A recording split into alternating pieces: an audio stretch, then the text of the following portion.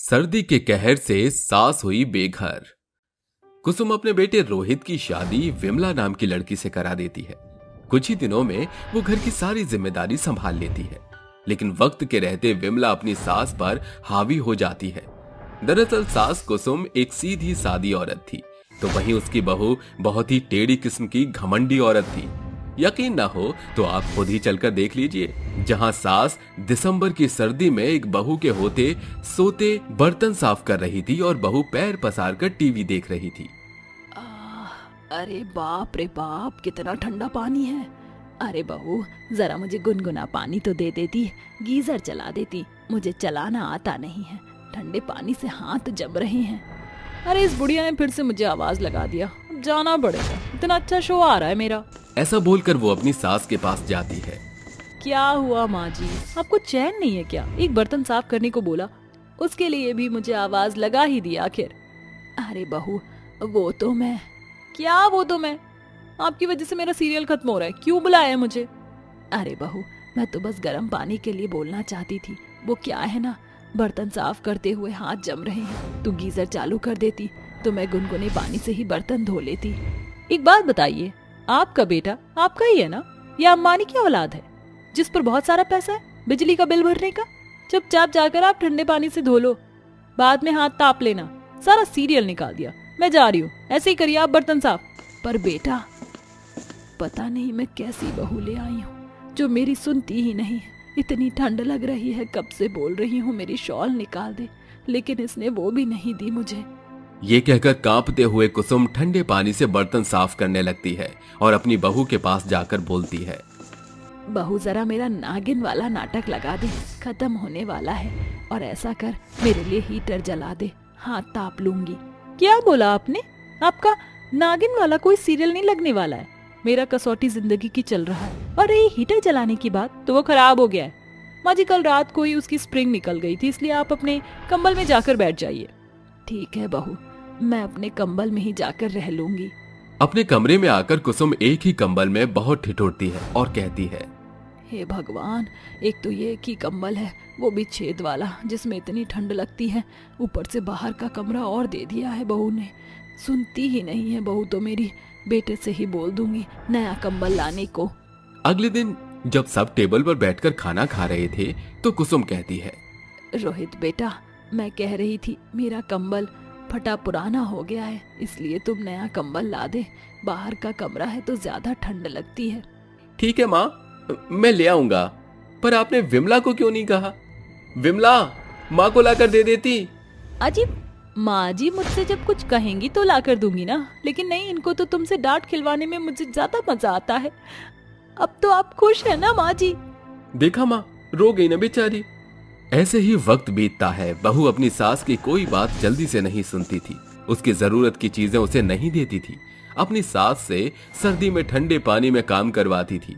साथ ही वो धीरे धीरे अपने पति को कंट्रोल कर लेती है और कुसुम के खिलाफ भड़का देती है।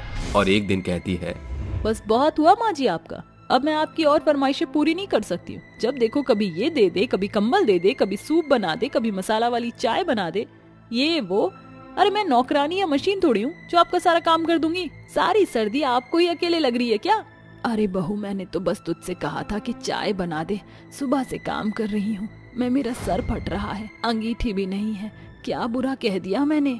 देख लिया रोहित आपने, माँ जी कैसे कह रही है, बताओ भला। घर के 2 काम करवा देंगी तो क्या हो जाएगा? अब मैं आपको इस घर में नहीं रखना चाहती, हम सारे पैसे आप पर नहीं उड़ाना चाहते हैं, कहीं भी रहिए, यहाँ से जाइए।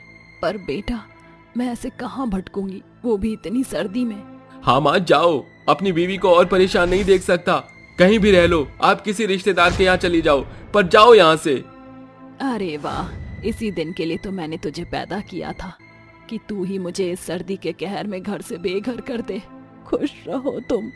ये सुनकर विमला उसके कपड़ों की पोटली उठाकर उस पर फेंकती है, जिसे उठाकर कुसुम कड़क सर्दी में अपनी पोटली पकड़कर इधर उधर भटकती है और बोलती है, हे भगवान, मुझे बचा लेना इस सर्दी से, बहुत ठंड हो रही है, कहाँ जाऊं मैं? मेरी बहू ने बेटे को भड़काकर निकलवा दिया मुझे घर से, वरना मेरा बेटा ऐसा कभी नहीं करता। चलते चलते कुसुम एक कृष्ण मंदिर को देखती है और वहां जाकर सीढ़ियों पर बैठ जाती है। हे कान्हा, अभी तो मैं तुम्हारे आसरे पर ठहर जाऊंगी, लेकिन कल की सुबह कहाँ हो गई मैं नहीं जानती। संभाल लेना मेरे कान्हा मुझे। ऐसा कहकर वो ठंड में कांपते हुए सो जाती है। सुबह होते ही पुजारी उसे बोलता है, ए बुढ़िया, यहाँ सीढ़ियों पर क्यों पड़ी हुई है? लोगों के लिए रास्ता छोड़, जा यहाँ से, पता नहीं कहाँ कहाँ से लोग आ जाते हैं। अरे पंडित जी, ऐसा मत कीजिए। अरे जाना या बुलाऊं किसी को? ये कहती वो उसे भगा देता है। भूखी प्यासी कुसुम इधर उधर जाती है, थोड़ा बाहर जाती है और भिखारियों की तरह भीख मांगकर गुजारा करके खा लेती है। इस तरह से 4-5 दिन बीत जाते हैं। तभी एक शाम रोहित और विमला कार में बैठकर मूवी देखने जा रहे थे कि रास्ते में उसे अपनी माँ की ममता दिखाई देती है। अपने पति से गाड़ी रुकवाकर दोनों वहां जाकर कहते हैं, माँ, ये आपकी ये हालत कैसे हुई? आप सड़क पर भीख क्यों मांग रही हैं? हाँ माँ जी, इतनी ठंड में आप यहाँ क्यों भटक रही हैं? तो क्या हुआ बेटा, तेरी भाभी ने मेरे बेटे को भड़का कर मुझे घर से बाहर निकलवा दिया। इतनी बुढ़िया हो गई हूँ, ठंड लगती है तो मैंने उससे अंगीठी जलाने के लिए 2-4 बारी कहा था, लहसुन भूनने को कहा था। तुझे तो पता है तेरी माँ को चाहिए होता है। सर्दी में इसी बात से परेशान होकर तेरे भैया भाभी ने मुझे घर से निकाल दिया। ये बहुत गलत किया पारुल भाभी ने, मुझे जाकर उन्हें समझाना पड़ेगा। हिम्मत कैसे हुई उनकी मेरी माँ को इतनी सर्दी में घर से बाहर निकालने की। माँ, मैं आपको लेकर घर चलती हूँ, आपके कमरे में हीटर लगवा दूंगी।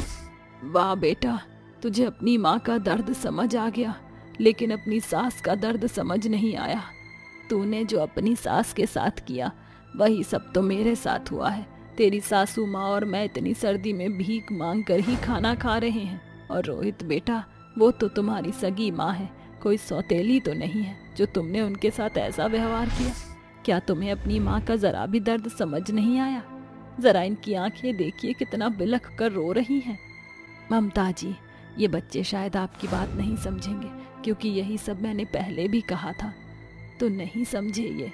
क्या तुम दोनों को बिल्कुल शर्म नहीं आ रही है?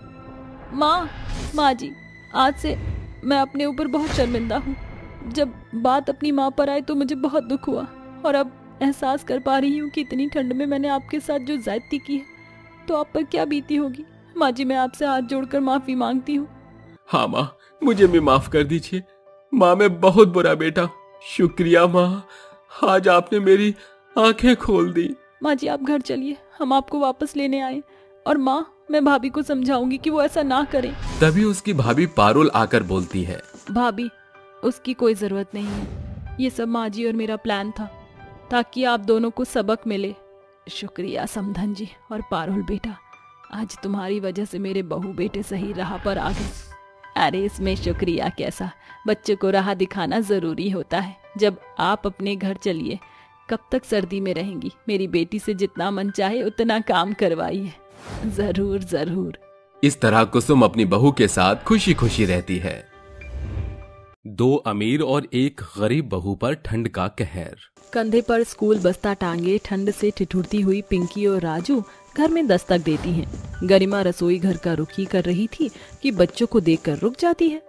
अरे राजू, पिंकी, तुम दोनों इतनी सुबह सवेर स्कूल से लौट आए? माँ, मैं और राजू भैया को बिन स्वेटर में देखकर टीचर ने हमें कक्षा में बैठने नहीं दिया। हाँ माँ, टीचर ने हमें कक्षा से बाहर कड़कते कोहरे भरे मैदान में खड़ा कर दिया था। हमसे ठंड बर्दाश्त नहीं हुई तो हम घर लौट आए। दोनों बच्चे अपनी आप बीती बताते हुए ठंड से थरथर कांप रहे थे। वह गरीब बहू डबडबाई आंखों से उन्हें देख रही थी। बच्चों, तुम कमरे में जाओ, मैं तुम्हारे लिए टमाटर का सूप लेकर आती हूँ, उससे तुम दोनों को गर्माहट मिलेगी। गरिमा झटपट से रसोई घर में आकर कुछ टमाटर धोकर उन्हें काटने बैठती है। तभी वहाँ उसकी सास त्रिवेणी आकर उसे रोकते हुए कहती है, अरे लाडो रानी, इतने सारे टमाटर किस खुशी में काटने जा रही है? माँ जी, राजू और पिंकी ठंड से ठिठुर रहे हैं, उन्हीं के खातिर सूप बना रही हूँ। आहा, गरीबों के गढ़ से आई है, तुझको ये रईसपना रास नहीं आने वाला, समझी? ये महंगे टमाटर मैंने तेरे 2 अनमोल रत्नों के लिए नहीं मंगवाए, समझी? चुपचाप से इनको फ्रिज में रखकर मेरे लिए अदरक इलायची की कड़क चाय बना। ये सुनकर बेचारी गरीब बहू बोलती भी क्या। वह बिना कोई जवाब दिए जल्दी से चाय बनाकर हॉल में आती है, जहाँ उसकी अमीर जेठानी न्यासा और इशिता बैठी होती है। माँ जी, जेठानी जी, ये लीजिए चाय। ऐसा कोई दिन खाली नहीं जाता जब त्रिवेणी गरीब बहू की बनाई खान पान में नुस्ख ना निकाले। पर उस दिन वह बड़ाई करती हुई कहती है, वाह क्या बात है, आज तो मेरी गरीब बहू के हाथों ने गलती से जबरदस्त चाय बनाई है। जाड़े के मौसम में मजा ही आ गया। गनीमत है कि माँ जी का मिजाज अभी ठीक है। माँ जी के आगे बच्चों के स्वेटर की बात रखने का इससे बेहतर दूजा मौका नहीं मिलेगा। माँ जी, जाड़े का महीना जोरों पर है। अब तो राजू और पिंकी के टीचरों ने भी उन्हें स्वेटर के लिए टोकना शुरू कर दिया है। बेहतर होता जो आप बच्चों के लिए एक आधा स्वेटर खरीद देती। हाँ हाँ, क्यों नहीं मेरी गरीब बहू, तू बोल तो तेरे और तेरे बच्चों के लिए पूरा बिग बाजार खरीद लेती हूँ। अरे नासपीटी, मेरे पास क्या नोटों के पुलिंदे बंधे हैं? तेरे गरीब बाप ने तो दहेज के दाम में एक खोटा सिक्का भी नहीं दिया। जो है वही पहना अपने बेढंगे बच्चों को, समझी? माँ जी, मैं तो जैसे तैसे इस जाड़े के कहर को काट रही हूँ। मेरे बच्चों पर थोड़ा तो तरस खाइए। गरीब माँ, पिछले साल ही तो मैंने राजू के लिए अपने बेटे रोमिल के देह के 2 पुराना स्वेटर दिया था। जेठानी जी, आपने जो स्वेटर दिया था वह ब्रश की मार झेलकर इस हद तक घिस गए थे कि कुछ ही दिनों में उनके चिथड़े हो गए। उस गरीब बहू के लाख गिड़गिड़ाने के बावजूद भी त्रिवेणी पर एक तिनके का भी असर नहीं होता। जैसे जैसे दिन बीतते हैं, जाड़े का महीना जोरों पर पहुंच जाता है। दोनों बच्चे फटा पुराना सा स्वेटर पहनकर स्कूल रवाना हो जाते हैं। चारों ओर सर्दी का भयंकर कोहरा छाया होता है, जो कहर बनकर गरीब बहू के दोनों बच्चों पर फूट रहा था, जिस कारण बेचारे बच्चे कपकपाने लगते हैं। ये देखकर अमीर बहू के रईस बच्चे गुड़िया और रोमिल ठहाके मार के ठंड में ठिठुरते बच्चों की हंसी उड़ाने लगते हैं। अरे देख देख गुड़िया, ये दोनों गरीब भाई बहन कैसे ठंड में ठुमके लगा रहे हैं। रोमिल, गुड़िया, हम दोनों को छाते में आने दो। तुम्हारे पास तो ये गर्म स्वेटर भी है। अरे तो क्या हमारा गर्म स्वेटर तुम दोनों गरीब के लिए थोड़ी है? खबरदार जो हमारी छतरी छूने की कोशिश भी की तो। एकाएक मौसम बेहद बिगड़ जाता है, जिसके साथ जाड़े की सर्द लहरों की गति दोनों गरीब बच्चों के फटे हुए स्वेटर को छेद कर भीतर आती है। उस पर कड़कती हुई बिजली सर्दी के कहर को 2 गुना बढ़ा देती है।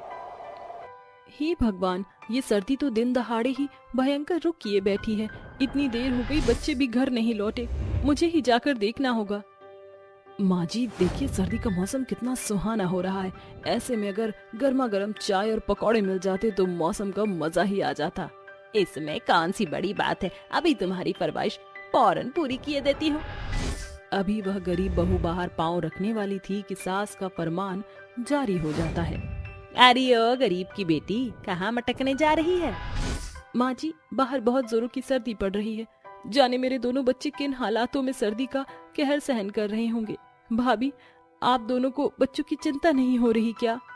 हमें क्यों बच्चों की चिंता सताने लगी? लाखों खर्च करके बच्चों के लिए सर्दी के कपड़े लत्ते जो मंगवाए हैं। एकदम खरी बात कही आपने भाभी। आखिरकार वह सर्दी के कोट जैकेट इतने महंगे भी तो हैं। टेम्परेचर 0 डिग्री भी हो जाए या जाड़े की बर्फबारी भी होने लगे, तब भी हमारे बच्चों का बाल भी बाका नहीं होगा। माँ जी, मेरे बच्चों के पास तो जाड़े से बचने का कोई जुगाड़ नहीं। मैं उन्हें लेकर आती हूँ। अरे बंद कर अपनी ये माँ की ममता। अरे ऐसा भी सर्दी का कौन सा कहर ढा रही है? बर्फबारी का पहाड़ नहीं टूट पड़ेगा तेरे बच्चों पर। चुपचाप से जाकर चाय और पकौड़े बना। रसोई घर में काम कर रही गरीब बहू अपनी बेबसी पर आंसू बहा रही थी। तभी सांझ की बेला बीतने के साथ उसके बच्चे ठंड से ठिठुरते हुए बीमार अवस्था में घर आते हैं। माँ, आप कहाँ हो? आवाज सुनकर गरीब बहू भागती हुई अपने बच्चों को गले लगाती है। कहाँ रह गए थे मेरे बच्चों? जानते हो सर्दी के कहर को देखकर डर के मारे मेरा मन कितना कच्चा हो गया था। लो भाई, भारत मिलाप शुरू हो गया। अरे तुम दोनों का शरीर तो बुखार से तप रहा है। अरे ओ करमजली, पकौड़े कहाँ हैं? माँ जी, आप इतनी निर्दयी कैसे हो सकती हैं? यहाँ मेरे बच्चे तेज बुखार से तप रहे हैं और आप तीनों को चाय पकौड़ों की पड़ी है। आहा, ज्यादा बड़बोली बहू बनने की कोशिश मत कर। पहले मुझे और मेरी बहू और मेरे दोनों पोते पोती को पकौड़े परोस, फिर लुटाती रहिए अपने बेढंगे बच्चों पर प्यार। पकौड़े परोसने के बाद गरीब बहू अपने बच्चों को बिस्तर पर लिटाकर उनके हाथ पांव सहलाने लगती है। हे भगवान, सभी खिड़की दरवाजे भी बंद हैं, बावजूद इसके मेरे बच्चों का थरथराना नहीं थम रहा। इस पर गरिमा दौड़ती हुई अपनी सास के पास जाती है, जहाँ उसे छोड़ सभी जन शॉल स्वेटर ओढ़े आग सेकते हुए गजक पट्टी और मूंगफली के मजे लूट रहे थे। माँ जी, मेरे बच्चों की सेहत बिगड़ती जा रही है, दवाई के बगैर बात नहीं बनेगी, कुछ पैसे दे दीजिए। तेरे बच्चों की दवाइयों के दाम के लिए मेरे पास एक फूटी कौड़ी नहीं है, चल भाग यहाँ से। फिर गरिमा दौड़ती हुई अपने बच्चों के पास आकर सर्दी की सारी रात जागकर उनकी सेवा टहल करती है। कभी वह उन्हें काढ़ा देती तो कभी भाप। भगवान ने बच्चों को बीमारी के बिछौने को पलटकर उस गरीब बहू पर दया दिखाई, मगर ईश्वर का कोप त्रिवेणी पर सर्दी का कहर बनकर टूट पड़ा। वह बेतहाशा बीमार हो गई। ऐसे में उसकी अमीर बहुओं ने गिरगिट की तरह रंग बदल लिए और गरीब बहू और उसके बच्चे ही उसका गढ़ बनकर खड़े हुए। माँ जी, आप बिल्कुल भी चिंता मत कीजिए। बच्चों, दादी का ख्याल रखो, मैं उनके लिए काढ़ा बनाकर लाती हूँ। ठीक है माँ। पिंकी, तू दादी के पाँव दबा, मैं दादी को पट्टी देता हूँ ताकि बुखार न बढ़े। कुछ देर बाद, ये लीजिए, ये गर्मा गर्म काढ़ा पीजिए, ये बेहद लाभकारी होगा। इस तरह गरीब बहू और उसके बच्चों की बदौलत अगली सुबह तक त्रिवेणी का बुखार उतर जाता है, मगर उसके दिमाग में सिर्फ एक ही छवि उभर रही थी कि कैसे उसने सर्दी के कहर में अपनी गरीब बहू और उसके बच्चों पर क्रूरता की। बहू, मुझे माफ कर दे, मैंने इस सर्दी के कहर में तुझ पर कोड़े बरसाए, बावजूद इसके तूने आज इस जाड़े से मेरी जान बचाई। वही मैंने जिन बहू के लिए अपनी जान निछावर करी, उन्होंने मेरे तरफ मुड़कर भी कभी नहीं देखा। मैं कितनी बदकिस्मत सास और दादी हूँ। मुझे अपने पोता पोती से प्यार करना चाहिए था, तो उस समय मैंने अपने पोता पोती को ठोकर मारी। मुझे माफ कर दो तुम लोग, मुझसे बहुत बड़ी गलती हो गई, मुझे अपनी गलती का एहसास है। माँ जी, शांत हो जाइए, जो हुआ उसे भूल जाइए। मेरे दिल में आपका दर्जा जितना पहले था उतना ही आज भी है। त्रिवेणी अपने पोते और पोती को गले लगाती है। उस घड़ी उसकी आंखों से पश्चाताप के आंसू बहते ही जा रहे थे। उस दिन से त्रिवेणी अपने पोता पोती और बहू के साथ हंसी खुशी रहने लगती है और फिर किसी में भेदभाव नहीं करती थी। 3 अमीर और 2 गरीब बहू की ठंड। पद्मिनी की 5 बहुएं थीं, जहां उसकी 3 बहुएं बेहद अमीर घराने से ताल्लुकात रखती थीं, वहीं 2 बहुएं बेहद गरीब घर से थीं, जिस कारण न सिर्फ उन्हें सास की बल्कि तीनों अमीर बहू के ताने बाने भी सुनना पड़ता था। रोजाना की तरह दोनों गरीब बहुएं रसोई घर के कामों में जुटी हुई थीं। हिमानी बहू, अरे ओ हिमानी बहू, अरे ओ हिमानी की बच्ची जिंदा है कि निपट गई? आई माँ जी। हाथों में चाय लिए हुए हिमानी हॉल में आती है। ये लीजिए माँ जी चाय। क्यों री मेरी गरीब बहू, चाय बना रही थी कि बीरबल की खिचड़ी? इतना बखत लगता है। माँ जी, अब घर बार का सारा कामकाज भी तो इतना है कि दिन भर काठ की कठपुतली की तरह नाचना पड़ता है। आहा, अरे मेरे जमाने में तो एक अकेली लुगाई घर भर का काम नाच कर देती थी, और तुम 2 जन भी कम पड़ रही हो। मेरी तीनों बहुरानियों के लिए चाय क्या तेरा बाप लाएगा? माँ जी, तीनों देवरानी भी अपना हाथ पांव भी तो चला सकती है। क्यों, तेरे हाथ पांव में घुन लगा है? चुपचाप जा और चाय लेकर आ। जी माँ जी। सास की बात सुनकर हिमानी बुदबुदाते हुए रसोई घर आती है। जाने सासू माँ सिर्फ हम दोनों बहुओं के साथ ये बुरा बर्ताव क्यों करती है? ऐसा जान पड़ता है हम दोनों इस घर की बहू नहीं बाई है। आजकल के दौर में लोग उनसे भी इतनी बेरुखी से पेश नहीं आते होंगे। जाने ये 3 रिहायशी तितलियां ऐसी कौन सी पट्टी पढ़ाती है माँ जी को, जो माँ जी इनका तो गुणगान किए रहती है और हमारी गरीबी की हंसी उड़ाने का एक मौका नहीं छोड़ती। हिमानी, कुड़कुड़ाने से कुछ हासिल ना होगा, क्योंकि यहाँ हम गरीब बहुओं को सुनने वाला कोई नहीं है। गरीब बहुओं की बातों में उनकी बेबसी सीधे तौर से साझा हो रही थी। जहां 2 गरीब बड़ी बहुओं की दशा नौकरानी से भी निराली थी, वहीं 3 बहुएं छोटी होने के बावजूद सारा दिन बस हुक्म चलाती। समय के साथ सर्दियों का आगमन हो जाता है। हॉल में बैठी पद्मिनी की 3 अमीर बहुएं कहती हैं, सासू माँ, सर्दियाँ आ चुकी है। आप तो जानती हैं कि सर्दियों को लेकर मेरे कितने शौक है, इसलिए मैंने डैडी से कहकर हम चारों के लिए न्यू हीटर मंगवाया है, ताकि हम चारों ठंड से बच सके। माँ जी, कल ही मैंने भी सर्दियों की खूब सारी शॉपिंग की है। ये देखिए, खास आपके खातिर मैं ये पश्मीना की शॉल लाई हूँ। तोहफे देना क्या तुम तीनों बहू को आता है? मैंने भी तुम तीनों के लिए नई रजाई बनवाई है। माँ जी, इसकी क्या जरूरत थी? अरे जरूरत कैसे ना थी, तुम्हारे कमरे की रजाई पतली हो चली है। मैं नहीं चाहती कि मेरी तीनों बहुएं रात भर ठिठुरे, इसीलिए बिना देरी किए मैंने रजाई बनवा दी। और फिर तुम्हारी सास के पास पैसों की कमी क्या है? अचानक पद्मिनी की दो बहुएं भी बोल पड़ती हैं। माँ जी, अब जब आपने देवरानी जी के लिए रजाई बनवाई है तो लगे हाथ मेरे और हिमानी के लिए भी रजाई बनवा देती। समाचार में सुनने को आ रहा है कि इस साल रिकॉर्ड तोड़ सर्दियां पड़ने वाली हैं। ऐसे में हम दोनों बहुएं इस पतले दुबले कंबल से कैसे काम चलाएंगी? आहा, क्यों री मेरी गरीब बहुओं, पद्मिनी के पास में क्या पैसे के पेड़ लगे हैं? अभी मेरा हाथ तंग है, जब कभी पैसे होंगे तो देखा जाएगा। मगर माँ जी, कुछ देर पहले तक तो आप कह रही थी कि आपके पास पैसा ही पैसा है। पद्मिनी का गुस्सा देखकर तीनों अमीर बहुएं मौके का फायदा उठाते हुए फूट डालना शुरू करती हैं। इसका मतलब हमारी ये गरीब जेठानियाँ आंखें गड़ाए बैठती है। बात बात में हमसे बराबरी करना जरूरी है क्या जेठानी जी? अमायरा, तुम कोई सेलिब्रिटी नहीं हो जो हम तुम्हारी देखा देखी करें। देख लीजिए माँ जी, हमारी ये गरीब जेठानी जी कहाँ का गुस्सा कहाँ उतार रही है। एकदम खरा बोल रही है आशना बहू तू। चौका बर्तन करने में मेरी गरीब बहू के हाथ पांव जवाब दे जाते हैं, मगर बोलते वक्त जुबान गज भर की हो जाती है। ऐसा कहकर पद्मिनी चली जाती है और आहाना कहती है, हमारी सासू माँ की गरीब बहू, तुम चाहे कितने भी पापड़ बेल लो, मगर हम तीनों की जगह कभी नहीं ले सकती। हमारी किस्मत कोहिनूर के हीरे जैसी है और तुम उस गरीब गलीचे थाक में पड़े उस कीच के समान हो जिसे देखकर लोग नाक सिकोड़ते हैं। ऐसे ही कई सप्ताह बीत जाते हैं, जिसके साथ बेतहाशा सर्दियां बढ़ जाती है।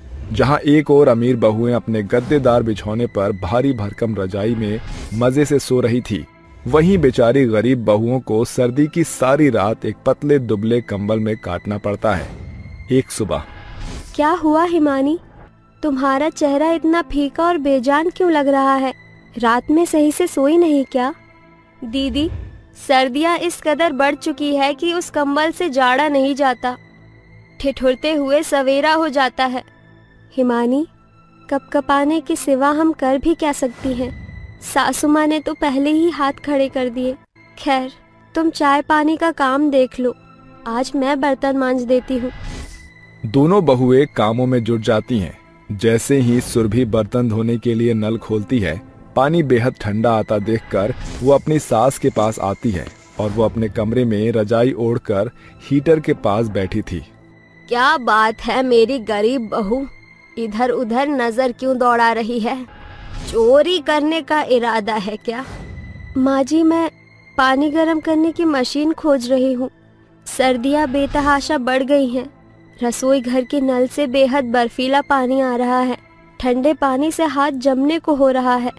तो अब महारानी को बर्तन मांजने धोने के लिए गर्म पानी चाहिए। बिजली का बिल क्या तेरा बाप भरेगा? कोई मशीन नहीं मिलेगी। ये फुहरपन छोड़कर जल्दी काम निपटा, समझी? गरीब बहू को खरी खोटी सुनाकर एक बार फिर पद्मिनी अपना पल्ला झाड़ लेती है। बेचारी गरीब बहू हर दिन सर्दियों की मार झेलती है। ना तो उनके तन पर स्वेटर होता है और ना ही शॉल। ऐसे में उनकी सास पद्मिनी कभी जानबूझकर बेचारी बहुओं को सर्दियों में ठिठुरती बाजार भेजती, मगर एक रात पद्मिनी की तबीयत बेतहाशा बिगड़ जाती है। उसके कराहने की आवाज सुनकर दोनों गरीब बहुएं वहां आती हैं। माँ जी, क्या हुआ? आप ठीक तो हैं? जी, सासू माँ तो सर से पांव तक तेज बुखार से तप रही हैं। हिमानी, तुम जल्दी से माँ जी के लिए अदरक तुलसी का काढ़ा बनाओ। इतना सुनकर हिमानी रसोई घर का रुख कर लेती है। साथ ही सुरभि पद्मिनी को ठंडे पानी की पट्टियां देना शुरू करती है। वो कभी उसका हाथ पांव मल रही थी तो कभी सर सहला रही थी। कुछ देर बाद, ये लीजिए जीजी काढ़ा। माँ जी, ये काढ़ा पी लीजिए, ये जाड़े को जड़ से खत्म कर देगा। देर रात को जागी दोनों बहुएं सास की सेवा बाड़ी में बिहान कर देती हैं। तभी तीनों बहू सास के कमरे में आती हैं। गुड मॉर्निंग सासू माँ।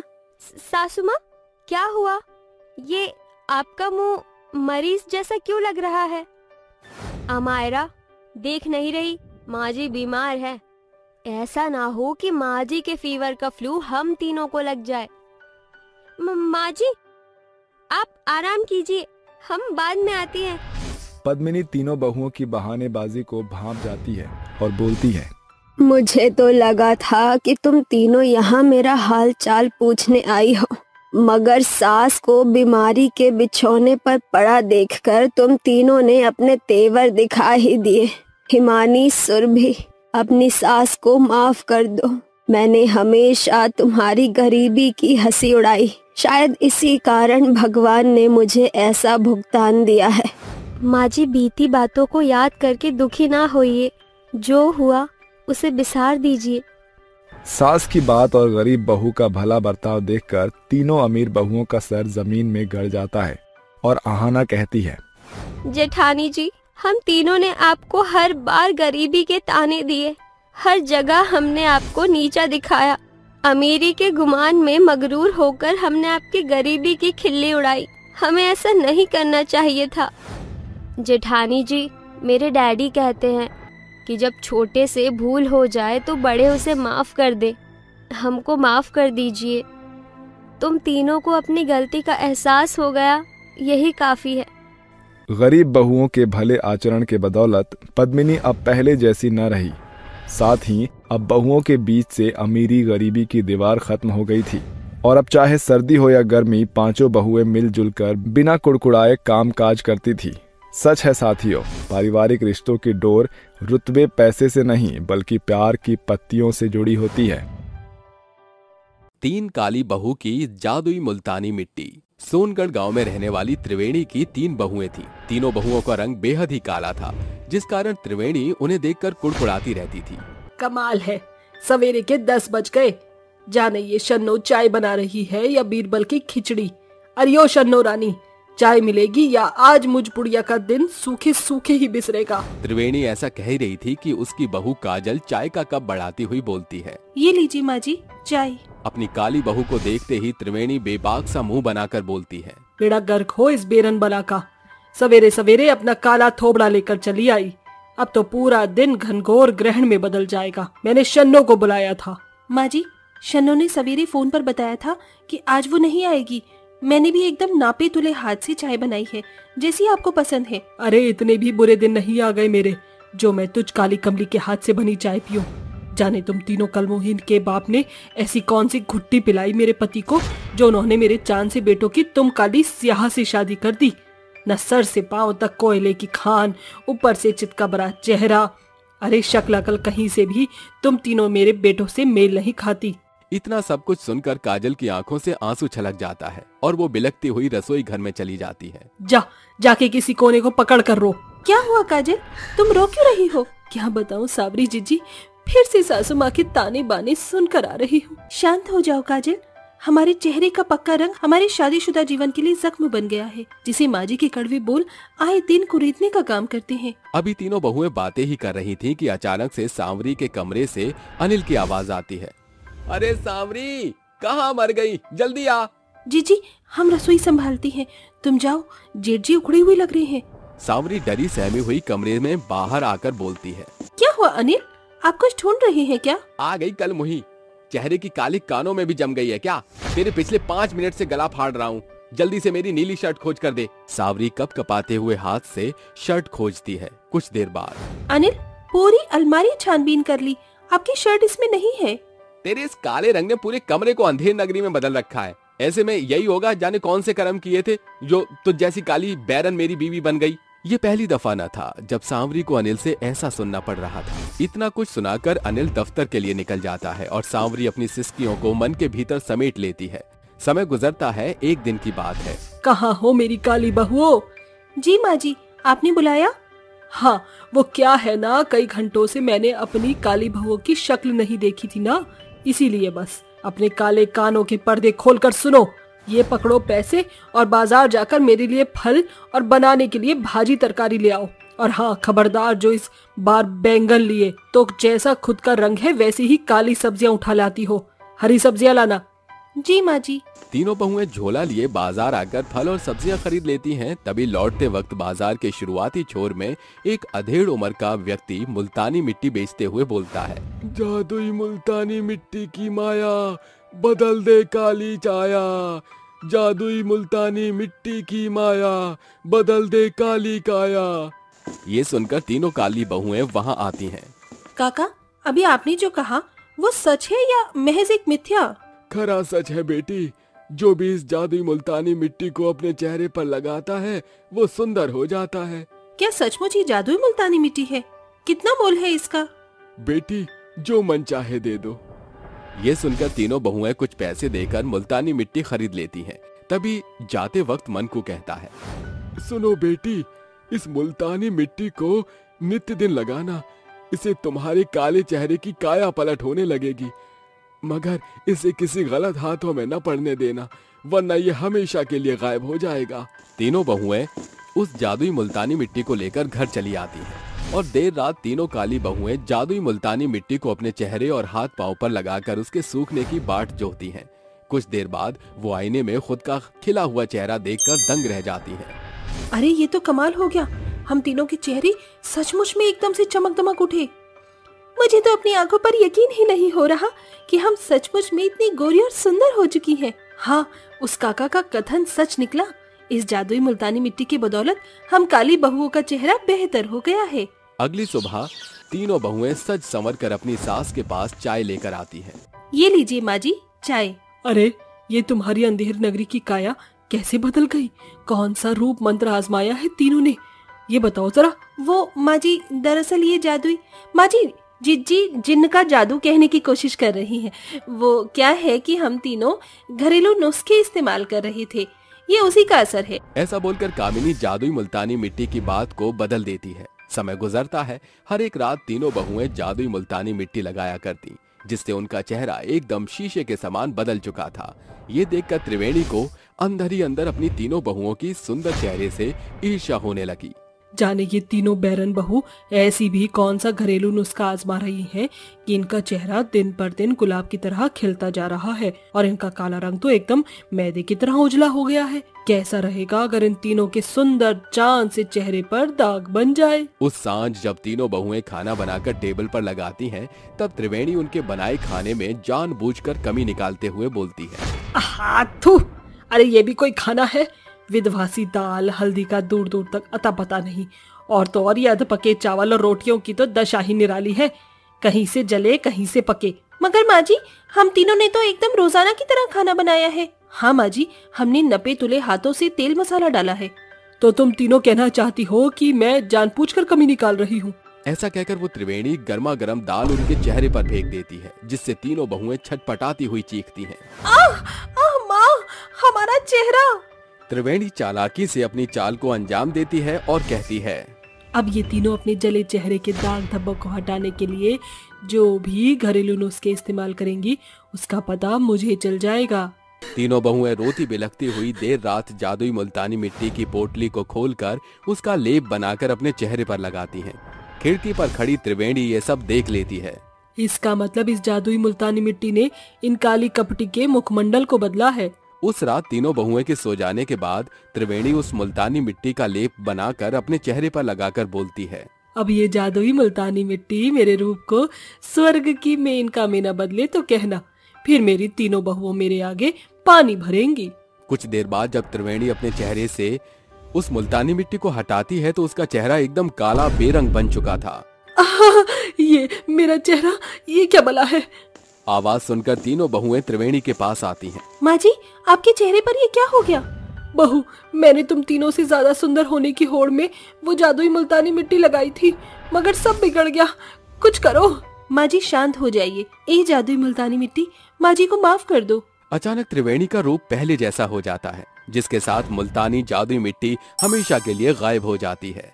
माँ जी चिंता मत कीजिए, सब ठीक हो चुका है। बहू, तुम तीनों मुझे माफ कर दो, आज मेरे अकल के पर्दे खुल चुके हैं। इंसानों की पहचान उसके तन की सुंदरता के आधार पर नहीं बल्कि मन की सुंदरता से होती है। इस तरह अंत में सास बहू के बीच सदा के लिए सम्मति स्थापित हो जाती है और वो एक ही छत के नीचे हंसी खुशी रहने लगती हैं। काली बहू का शौचालय जाना मना है। ये कहानी है बांसडी गांव की, जहां पर आज भी केवल एक ही शौचालय मौजूद था। गांव का सारा समुदाय उसी शौचालय का इस्तेमाल करता था। उसी गांव में मध्यम वर्गीय वसुधा अपने पति रामुआ और बेटे युगल के साथ रहा करती थी। एक दिन वसुधा अपने बेटे युगल से कहती है, युगल देख बेटवा, अब तू सयाना हो गेल है, बकत हो चला है कि तोहके ब्याह के बंधन में बांध देवे के चाही।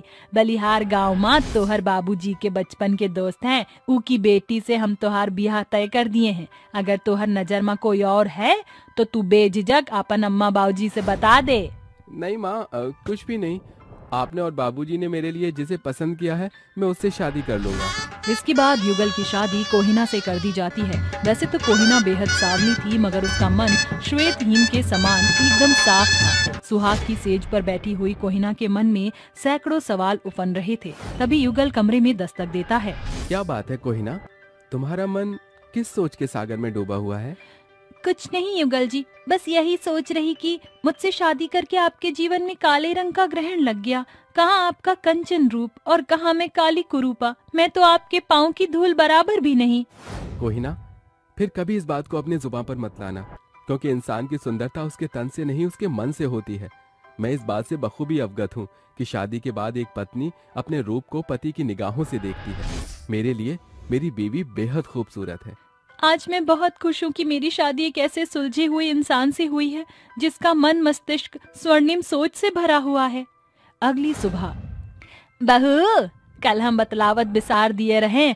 बांसडी गांव में केवल एक तो शौचालय है, सारा समुदाय उसी शौचालय में जात है। अही से चल पहले दोनों सास बहू हल्का हो जल जाओ, नहीं तो गांव की लुगाइयों की लंबी कतार लग जाई और फिर हम दोनों सास बहुरिया की बारी देर से आई। दोनों सास बहू शौचालय पहुंचती हैं, जहां कुर्सी लगाए बैठा बनवारी कहता है, अरे यहीं ठहरो, काली बहू का शौचालय के लिए जाना मना है। कारे बनवारी, काला तो कलुआ भी है, ऊका तू कभी ना ही रोकी। कुशल खाना में घुसे से फिर कौने के हुक्म से तू हमारी बहुरिया के शौचालय नहीं जाए देते है? मेरे हुक्म पर तेरी काली बहू इस शौचालय का सदुपयोग नहीं कर सकती। इससे पहले कि तेरी काली बहू इस शौचालय के लिए श्राप बनकर शौचालय की नींव को ढा दे, मैंने इसके शौचालय जाने पर रोक लगा दी है। ये केवल दकियानूसी दलीलें हैं। गांव के सरपंच होकर इतनी छोटी सोच, छी। अरे ओ काली कमली, अपनी काली जुबान को लगाम दे, वरना तुझे तेरे इस गज भर की जुबान के साथ मिट्टी में गाड़ कर रख दूंगा। बात को बिगड़ते देखकर वसुधा अपनी काली बहू कोहिना को लिए घर लौट आती है, जहां रमुआ कहता है, अरे वसुधा, क्या बात है, तुम्हारे चेहरे पर ये चिंता कैसी है? रामुआ के पूछने पर वसुधा उसे पूरी बात बताती है, जिसे सुनकर रामुआ कहता है, तुम दोनों सास बहू चिंता मत करो, मैं जाकर सरपंच जी से बात करता हूँ। ये कहकर रामुआ सीधे सरपंच की हवेली पर आता है। जय राम जी के सरपंच जी, वसुधा बता रही थी कि सवेरे आपने मेरी बहू को शौचालय पर जाने पर पाबंदी लगा दी। सही सुना है तूने। जब सालों पहले गांव में शौचालय की नींव धरी गई थी, तब से सारा गांव इस शौचालय के कारण स्वच्छ हो गया। क्योंकि तेरी बहू काली कुरूप है, इसलिए उसका शौचालय जाने की मनाही ही है। इस शौचालय का इस्तेमाल केवल गांव का सुंदर समुदाय ही करेगा। इसलिए अपनी काली बहू को भी जाकर समझा देना कि बिना खिटपिट किए शौचालय के लिए खेत खलियान का इस्तेमाल करे। इसके बाद रमुआ घर लौट आता है, जहां घूंघट की आड़ में खड़ी बहू सुलझा सा जवाब सुनने की बाट जोह रही थी। जैसे ही रमुआ द्वार के भीतर दस्तक देता है, वसुधा कहती है, अजी क्या बोले सरपंच जी? वसुधा, सरपंच के हटीले स्वभाव से सभी रूबरू हैं। उन्होंने कहा कि किसी भी कीमत पर हमारी काली बहू शौचालय नहीं जा सकती। ससुर जी, ये तो सरासर ज्यादती है।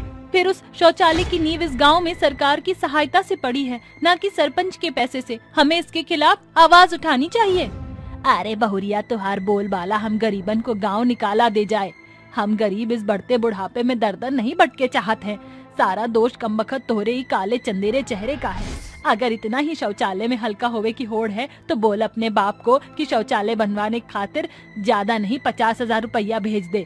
बनवाई दिए तोहार ला सुनहरा शौचालय। सासू माँ, बाबूजी के कंधों पर अभी भी 2 बेटियों को ब्याहने का बोझ है। खेती बाड़ी करके बड़ी मुश्किल से वह घर का दाना पानी चलाते हैं। उनके पास इतने पैसे कहाँ से आएंगे? औकात एक फूटी कौड़ी की नहीं, मगर शौचालय चाहिए हमारी काली बहुरानी को। अरे एक तुहरे शौचालय में शौच करे के खातिर हम सरपंच जी से बैर नहीं मोल ले सकत हैं। या तो तू खेत खलिहान में शौच करे जा, या फिर अपने मायके लौट जा।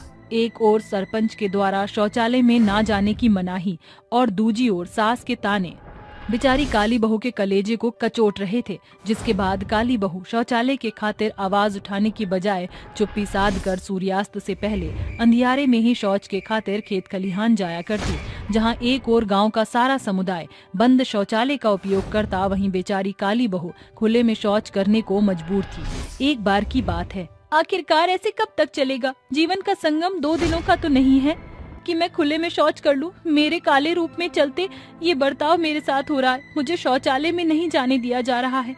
कल को अगर कोई और काली लड़की इस गांव में बहू बनकर आएगी तो उसके साथ भी शौचालय को लेकर यही सलूक दोहराया जाएगा। ऐसे तो किसी को तो आवाज उठानी ही होगी। सारी रात सोचने के बाद सवेरे जो होने वाला था वह पूरे गांव समाज से लेकर सरपंच तक के सोच से परे था। शौचालय के बाहर बैठा बनवारी कोहिना को साड़ी के बजाय छोटे कपड़े में देखकर फौरन सरपंच के पास आता है। साथ ही गांव की औरतें भी इस बात का उल्हाना लिए वसुधा के पास आती हैं। अरे सरपंच जी, गजब हो गया। वो वसुधा की काली बहू कोहिना अधनंगा पहरावा पहने हुए पूरा गाँव रौंद रही है। अरे ओ वसुधा, बाहर आ। अरे का हुई गवा, तुम सब भोर सवेर डाकिया बने हमारे द्वार पर कैसन पधार पड़ी? अरे तुझे कोई होश आवास है कि नहीं? तेरी काली बहू क्या कारनामे कर रही है? आधे अधूरे कपड़े पहनकर गांव भर में घूम रही है। इसके बाद गांव का सारा समुदाय मैदान में जमा हो जाता है। पंचों की सभा में बैठा सरपंच कहता है, अरे ओ काली कमली, क्या तुझे पता नहीं गांव देहात में ये शहरी पहरावे का प्रचलन नहीं चलता? शर्म हया धोकर पी गई है। अरे ये सारे सीख तो बहू को सास देती है। देखो कैसे शहरी पहनावा पहनकर अपने काले चेहरे का प्रदर्शन कर रही है। इतना सुनकर काली बहू के सब्र का बांध टूट जाता है और वह बेधड़क बोलती है, कैसी 2 गली दलीलें हैं इस गांव की। बहू के चेहरे पर घूंघट न देखकर सभी बिलबिला उठे, मगर वही जब खुले में शौच के दौरान मेरे गुप्त अंग खेत खलिहान जाने वाले राहगीरों को दिख जाए उसमें कोई बुराई नहीं। तब क्या सभी जन के कंठ कंकाल कट गए थे? जब मेरे काले रूप के कारण मुझ बहू को शौचालय न जाने देकर खेत खलिहानों में जाने के लिए बाधित किया था, तब क्या पूरा गांव गूंगों के समान चुप्पी साधे था? काली बहू के बोल जितने कटु थे उसमें उतनी ही खराई और सच्चाई थी, जिसे सरपंच लेकर उसकी सास भी बेहद शर्मसार होकर कहती है, ए बहू, अपनी सास को माफ कर दे। जिस कठिन समय में मुझे तेरा साथ देना था, मैं तेरे खिलाफ हो गई। कोहिना, आज तुमने अपने कटु शब्द से मुझ मूढ़ सरपंच की सोच को नया आयाम दिया है। अब से शौचालय का सदुपयोग हर एक जन करेंगे। इस तरह काली बहू के ढांढस से शौचालय के इस्तेमाल पर लगी रंग भेद की नीति सदा के लिए समाप्त हो जाती है। साथ ही काली बहू के सुनहरे सोच के लिए सभी के बीच उसकी सराहना होती है।